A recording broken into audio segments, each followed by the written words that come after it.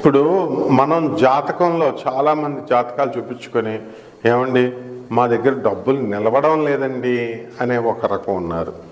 అసలు ఆదాయమే రావట్లేదండి అనేవాళ్ళు రెండో రకం. తర్వాత ఏమండి ఎదుగుదల లేదండి ఉద్యోగంలో మూడో రకం. నాలుగో రకం అసలు ఉద్యోగాలే రావట్లేదండి. మరి తర్వాత పిల్లల పెళ్ళిళ్ళు అవ్వడం లేదండి, మాకు నచ్చిన కోడలు రావడం లేదండి. మరి పెళ్ళి ఎప్పుడవుతుందండి, చాలా లేట్ అయిపోతుంది. తర్వాత మరి మా పిల్లలకి మాకు సంతానం కలగట్లేదండి. ఇలా ఇవన్నీ కూడా రకరకాల సమస్యలు. ఈ సమస్యలన్నిటికీ కారణం ఏంటో తెలుసా? కేవలం మనం జ్యోతిష్యంలో ఏం చూసుకుంటాం, రాహు బాగున్నాడా, శుక్రుడు బాగున్నాడా, కేతువు బాగున్నాడా ఇలా చూసుకుంటాం, లేదా పితృదోషాలు ఉన్నాయా ఇలాంటివి చూసుకుంటాం. ఇంకా మహా అయితే ఈ మధ్యకాలంలో కాల సర్పదోషాలని, కుజదోషాలని ఇవన్నీ కూడా వెర్రి తలలు వేసేటట్లుగా యూట్యూబుల్లో చెప్తున్నారు కాబట్టి మనం ఇవన్నీ చూసుకుంటాం. కానీ వాస్తవానికి మనకి అస్సలు మొట్టమొదటి చూసుకోవాల్సింది స్త్రీ శాపం. ఒక మనిషి ఎదుగుదల రావడం లేదండి అని అన్నారనుకోండి, అంటే ఒక స్త్రీ శాపం తగిలేసినట్లు లెక్క. ప్రతి మనిషిని మనం చూసుకున్నట్లయితే మన దైనందిన జీవితంలో చిన్నప్పటి నుంచి పెద్ద అయ్యేదాకా 5% మనుషులను వదిలేసేయండి. మిగతా వాళ్ళంతా కూడా ఏదో రకంగా స్త్రీలను మోసం చేసిన వాళ్ళే ఉంటారు, అందులో డౌటే లేదు. పోనీ మోసం ఎలాగా? ప్రేమలో మరి ప్రేమించేది ఒకరిని, ఆ తర్వాత 4 సంవత్సరాలు 3 సంవత్సరాలు వాళ్ళని వాడుకొని ఆ తర్వాత వేరే పెళ్లి చేస్తున్నారు, మా అమ్మ మా నాన్నలు ఒప్పుకోవట్లేదు అని చెప్పి ఆడపిల్లలను మోసం చేసే ప్రబుద్ధులు 100 మంది ఉన్నారు. మరి ప్రేమించే మొదలుపెట్టినప్పుడు వీడికి తెలియదా వీళ్ళ అమ్మని పర్మిషన్ తీసుకోవాలని? కాబట్టి అవన్నీ తీసుకోరనమాట. ఇప్పుడు మాత్రం తల్లి వచ్చేస్తుంది, మధ్యలో చెల్లి వచ్చేస్తుంది, బుల్లి వచ్చేస్తుంది, వచ్చేసి మా అమ్మలు ఒప్పుకోవట్లేదు, మా కుటుంబం ఒప్పుకోవట్లేదు అంటారు. ఈ సిగ్గులేని ఆడవాళ్ళకు కూడా సిగ్గులేదు. పెళ్లి చేసుకునేటప్పుడు వీళ్ళు ఏం చేస్తారు, ముందు తిరుగుతారనమాట. ప్రీ వెడ్డింగ్లు వచ్చినాయి కదా, ముందే తిరిగేడాలు, ప్రీ శోభనాలని, ప్రీ వెడ్డింగ్లని ఇలాగ ఏవైతే వచ్చేసినాయో అవన్నీ యూట్యూబ్లో పెట్టుకోవడానికి, తర్వాత కెమెరాలో వీడియోస్ అన్నీ తీసి భద్రపరచుకోవడానికి, ఇవన్నీ ఎలా అయితే స్టైల్ మారిపోయిందో ఆ విధంగా ఈ ఆడపిల్లలు కూడా వాళ్ళతో తిరగడం, తర్వాత చదువుకునేటటువంటి పిల్లలు కూడా ఫారిన్లో మగాళ్ళతో రూములు తీసుకోవడం, రిలేషన్షిప్లో ఉండడం చాలామంది వరకు. ఇక్కడ ఒక్కొక్కళ్ళు 2-3 ఫ్రెండ్స్ని, ఆడవాళ్ళకి అలాగే ఉంటున్నారు, మగాళ్ళకైతే 4-5 ఇలా రకరకాల మళ్ళీ వీళ్ళే చెప్పుకుంటారు అంతా కూడా. వీటి వల్ల మగవాళ్ళకేమో స్త్రీ శాపాలు తగిలేస్తాయి, ఆడవాళ్ళకేమో మరి ఈ మగాడు కొంతమంది మగాళ్ళను కూడా మోసం చేసినటువంటి ఆడవాళ్ళు చాలామంది ఉంటారు, వీళ్ళకి స్త్రీ దోషాలు తగిలేస్తాయి అన్నమాట. ఇది తేడా.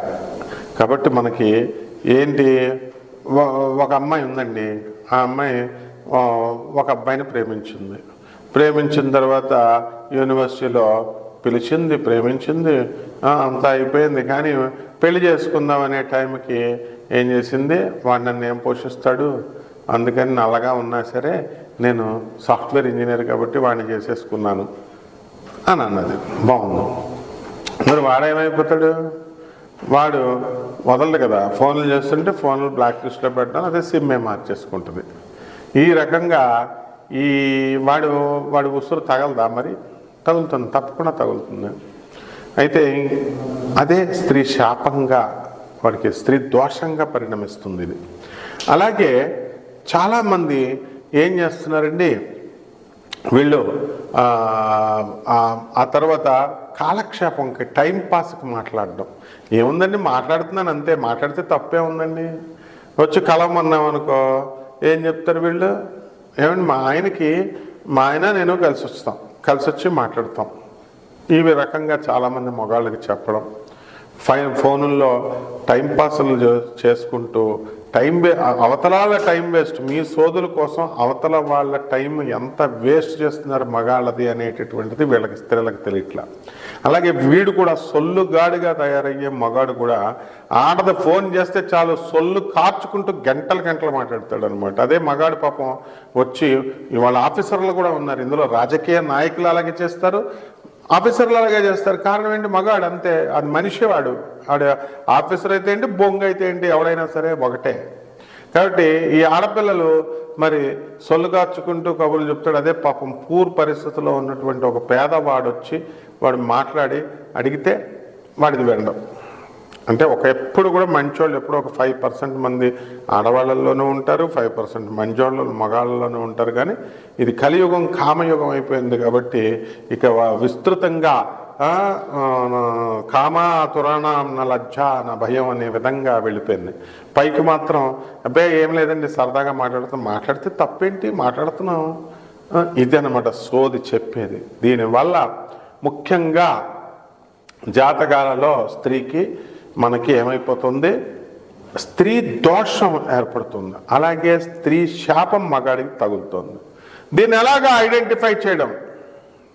మరి జన్మచక్రంలో గురుడు కేతువుతో కలిసిన, జన్మచక్రంలో గురుడు రాహుతో కలిసిన గురుచండాల యోగం వరకే పరిమితం చేసి చెప్తున్నారు. మోహన్ పబ్లికేషన్లో, గొల్లపూడి వీరాస్వామి పుస్తకాల్లో, షాపుల్లో చిన్నప్పటి నుంచి మేము పుస్తకాలన్నీ కూడా జ్యోతిష సూత్రాలన్నీ ఇన్నేసి ఉంటాయన్నమాట. ఒకదానికొకటి కన్ఫ్యూజన్ అనమాట కంప్లీట్గా.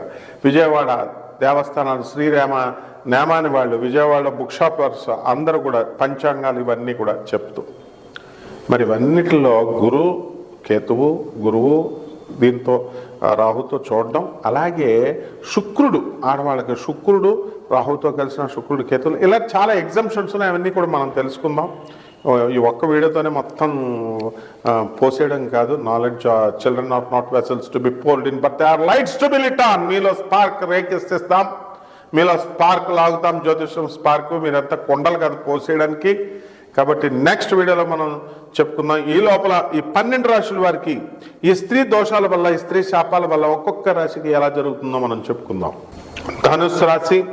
ఈ ధనుస్సు రాశి వారికి 2025వ సంవత్సరంలో ఏముందా అని ఉత్సాహంగా వస్తున్నారు కదా. కానీ బాగానే ఉంటాయి. యూట్యూబ్లో అందరూ చాలా బాగుంది, బాగా సూపర్ డూపర్ అని చెప్తున్నారు. కానీ స్త్రీ శాపాల గురించి, స్త్రీ దోషాల గురించి ఎవరు చెప్పలేదు కదా. మరి అవన్నీ కూడా కర్ణుని కూడా అధపాతాళానికి తొక్కేసినాయి కదా శాపంలో. భూదేవి శాపం, శ్రీదేవి శాపం, అన్నీ కూడా శాపాలన్నీ ఒకసారి వచ్చినప్పుడు కర్ణుడే పడిపోయాడు. మీరంతా కాబట్టి వృత్తి వ్యాపార ఉద్యోగ విషయాల్లో బ్రహ్మాండంగా ఉంటుంది, డబ్బులకు విషయంలో కొదవలేదు. మరి అదేవిధంగా revenue department, police department, commercial tax డిపార్ట్మెంట్లో ఉన్నటువంటి వాళ్ళకి ప్రమోషన్స్, ఇతర ఆదాయ వనరులు రావడం జరుగుతుంది. డిస్ప్రపోర్షనేట్ ఆఫ్ అసెట్స్ కేసుల నుంచి మీరు తప్పించుకున్నా, అందరూ కూడా ప్రభుత్వ ఉద్యోగస్తులు అవనియండి, ఎవరైతే అవనియండి. కానీ ఈ స్త్రీ శాపం నుంచి, స్త్రీ దోషం నుంచి మాత్రం తప్పించుకోవడం అసంభవం.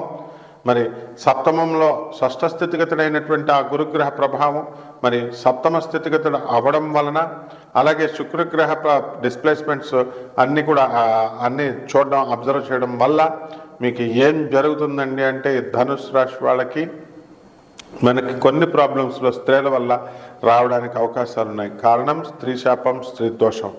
మరి పూర్వజన్మలే అవసరం లేదండి, ఈ జన్మలోనే మీరు స్త్రీలకి మేము ప్రతి ఒక్కళ్ళు మేము చాలా మంచి వాళ్ళమండి, మేము ఏ ఆడవాళ్ళ జోలికి వెళ్ళలేదని చెప్తారు. అవన్నీ కాక్ అండ్ బుల్ స్టోరీస్ మాకు తెలుసు. కానీ ఎవరైతే వెళ్ళారో, ఎవరైనా వెళ్ళలేనటువంటి వాళ్ళ సంగతి వదిలేసేయండి. ఎవరైతే కఠినంగా కర్కశంగా మోసాలు చేసినటువంటి ఆ స్త్రీ శాపాలన్నీ కూడా ఈ 2025వ సంవత్సరంలో మీకు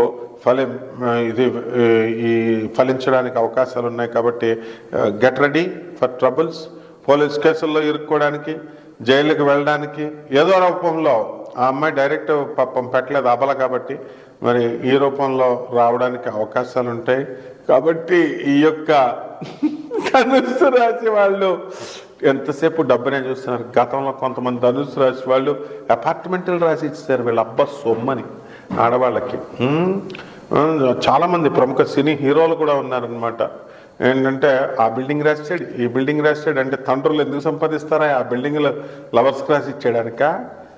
పేదవాళ్ళు కనబడలేదు, అనాథ పిల్లలు కనబడలేదు అంటే ఇవి మీ ఇష్టమేనమాట. మీ ఇష్టం వచ్చినట్టు మీరు అనుభవించవచ్చు, చేసేయచ్చు. శనిగ్రహాలు ఇవే వదలవు మిమ్మల్ని. స్త్రీ శపాలు వదులుతాయి అనుకుంటున్నారా మీరు?